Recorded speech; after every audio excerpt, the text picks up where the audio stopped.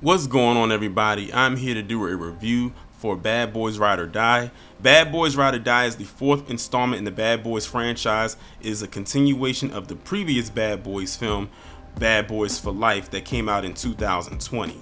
Now, I will suggest to you, if you have not seen Bad Boys for Life, hold off on seeing this movie until you've watched that one, because that one literally is a the first one is literally segueing into the most recent one. This recent one that just came out is a continuity, a continuation of the previous film. So if you don't watch the previous one, this one, the story will kind of throw you off a little bit. It's actually the first time they've done that since they've started the Bad Boys franchise, which I applaud them for, because they did it seamlessly.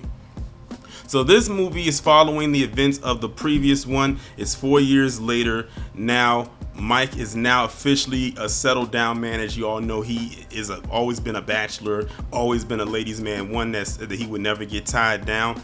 Well, now he's officially tied the knot. He's gotten married, and now he wants to seemingly go on about his life.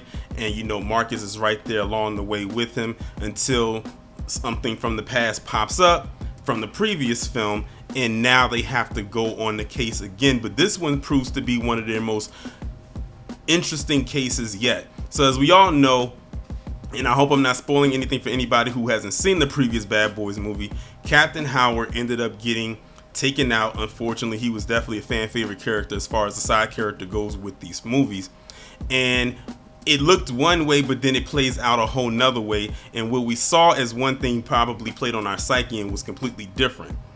So now we have to figure out who was the person that was really behind the taking out of Detective Howard, or Captain Howard, I should say, because now they're getting these messages saying, if you get this message, just know that I'm no longer here. Somebody in the department definitely set me up. And now they have to figure out who the mole is, so to speak. Who is the person that is responsible for setting up Captain Howard, not only to be taken out, but also what they're trying to do to him even in the afterlife as far as the smear campaign, because now they're trying to tie him to these big cartels that have been operations that have been going on for years. And they know that, Marcus and Mike know for a fact that there's no way that Captain Howard had anything to do with that, because that's not the type of guy that he is. But now it's like they have to work against the department to try to figure out what's going on. And to add insult to injury and to make matters even worse, not only is Captain Howard even in death being set up, but something happens along the way where even Marcus and Mike become targets themselves of the very same department, and even people outside of that Miami PD that are trying to come after them as well. So now it's a thing of Marcus and Mike are on the run. And along with them being on the run this time is Mike's son, whose name is Armando. Now, if you saw the last one, we found out that he did indeed have a son with this woman that he was messing around with, the witch. And he was basically the antagonist in that movie.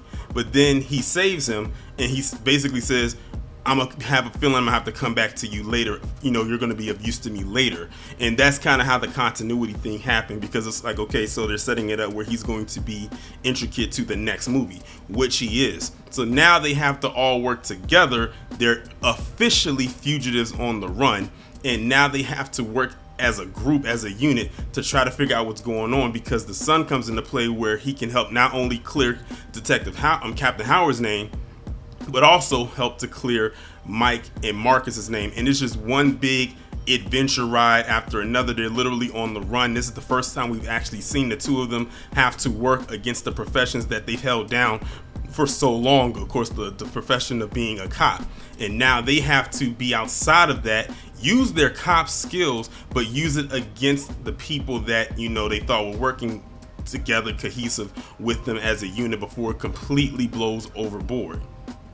As far as the acting goes, without the shadow of a doubt, Will Smith is always going to bring his A game when it comes to playing this character. He's been playing this character since 1995. He hasn't lost his touch at all when it comes to playing Detective Mike Lowry. He's always going to be the suave, cool guy, laid back guy, but he's also going to be the action guy that's going to get the job done. He's going to have a little bit of comedic relief in there, but not as much, of course, as Martin Lawrence.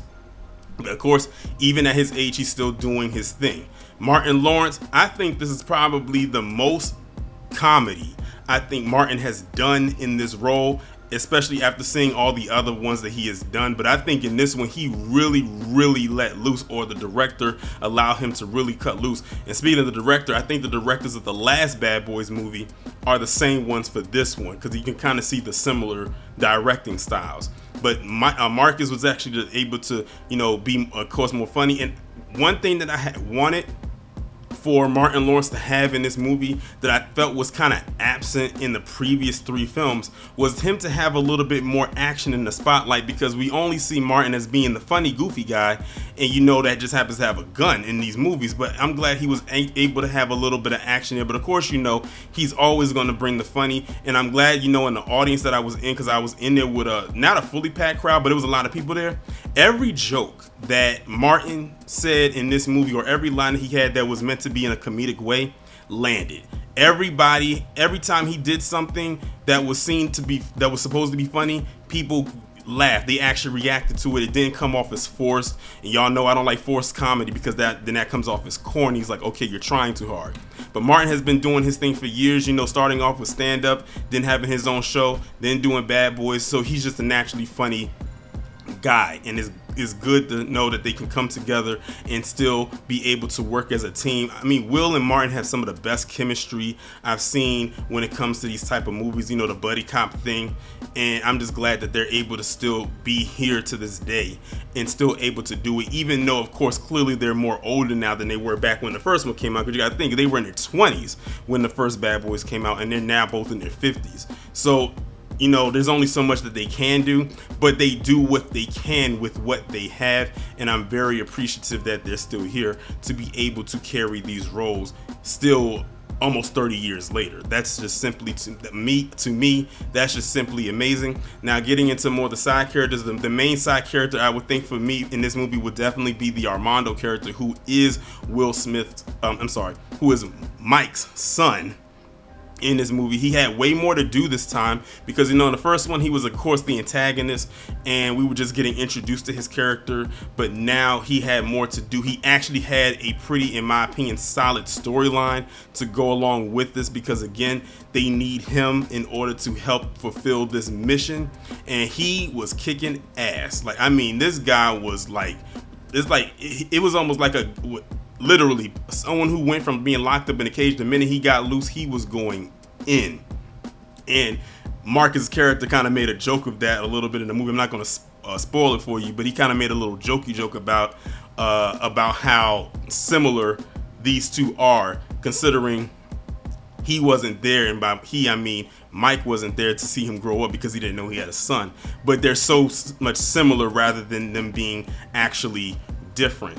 And it was just simply amazing to see the dynamic between those two characters, considering you have the father on one side who's more law-abiding, he's a cop, versus the son who's more of a rebel. He has a very dark past, considering who his mother was and all of that stuff. But to see the two worlds kind of come together and collide in order to fulfill the mission at the end of the day was just a nice thing to actually see. Reggie, speaking of a person that had more to do in this movie, there's something that happens with Reggie in this movie that blew my mind, and I think everybody else is in the theater. I'm not going to spoil it for you, but if y'all have seen the movie by now, you know exactly what I'm talking about and what scene. When I saw that, I literally, my jaw hit the floor. I could not believe they actually did it. But I'm going to just say this. I'm glad they did it, because Reggie has been seen as a running joke since the second movie, ever since that famous scene of him coming to the door. Then he popped up in the third one. No one expected to really see him again, but there he was. And what he did in this particular scene is going to have everybody cheering, because I swear, when that scene happened with Reggie, when it was over, everybody in the theater clapped. And it's something he did at the end of the movie that had people clapping again. I think if it was up to me, low-key, Reggie is the underrated MVP of this movie. That's all I'm gonna say. That is all I'm gonna say. I just couldn't believe they actually did that with his character, but I'm glad that they did, and they gave him a spotlight moment. I just couldn't believe they actually did it. I almost want to go see the movie again with a different audience just to see their reaction to that scene just with a different audience. Like that just completely blew my mind. As far as the action goes, of course, the action is definitely going to always be there. It's a Bad Boys movie. You're always going to have explosions. You're going to have fights. You're going to have cuts and stabs and shootings and all of that good stuff. They done threw wildlife in there as well. It's just absolutely insanity to find. The directing was very good. That camera work in a couple of those scenes with the way that they were moving it around. I don't know if they used a drone or what have you, but I think they probably did use a drone. Then it was this thing where they were looking like they was on a first person shooter type of thing, and that actually kind of got spoiled for me a little bit when in the behind the scenes thing that I did not look for, and it was with Will Smith, and the way that they did it was just amazing. And the thing is, I think I've seen that type of shooting before as far as camera work. I hope that more movies do that where it's needed. Not every movie needs to do it, but only in certain movies. This one would be a perfect example of that actually occurring. The script was good, the acting was great. I really definitely enjoyed it. Again, kudos to Will Smith and Martin Lawrence for coming back together again to deliver yet another Bad Boys film. Now the question of is there going to be another one, I'm not entirely sure, but I said this: if they ever had to pass the torch from the main characters that we are already aware of, being, Marcus and Mike, if they ever had to pass the torch of those characters to two people, right off the bat for me would be the Armando character, who is Mike's son, and Reggie, who of course is not Marcus's son, but he's his son-in-law. So I guess you can say that's pretty much his son. Just watch the movie and you'll see exactly why I said that. If they ever had to do a passing of the torch thing, like Bad Boys Next Generation or whatever, those will be the two right there. And then you'll have the connection. You'll have Reggie be connected to Marcus, and you'll have Armando be connected to Mike. And that's how I would do it. But again, I'm not in charge of that. But if that's just my suggestion. If they ever decide to go that route, that's who they should do it with. But y'all let me know what y'all think about this down in the comments. Is Bad Boys Ride or Die on your to watch list? Will you go see it in the theaters? Will you wait for it to come on digital? Will you wait till it comes on streaming? Or it doesn't really matter to you? Y'all let me know what you think, and I will talk to you in the next one. Be safe and be one.